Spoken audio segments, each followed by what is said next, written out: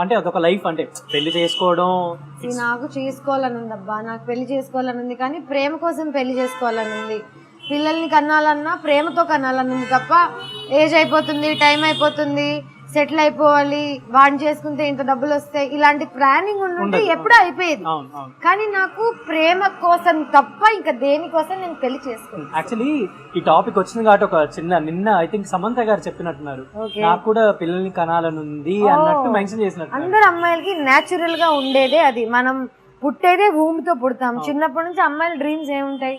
పెళ్లి చేసుకోవాలి, మంచి 6 అడుగులు ఉంటాను, 7 అడుగులు వేస్తాను, ఇలాంటివే కదా. సో ఈ డ్రీమ్స్ అనేవి న్యాచురల్ గా మనకి చిన్నప్పటి నుంచి ఉంటాయి. మేము నా కెరియర్ లో నేను ఇలా అబ్బాయిలాగా అయిపోయి కష్టపడి డబ్బులు సంపాదించాలని చిన్నప్పుడు నాకు తెలియదు.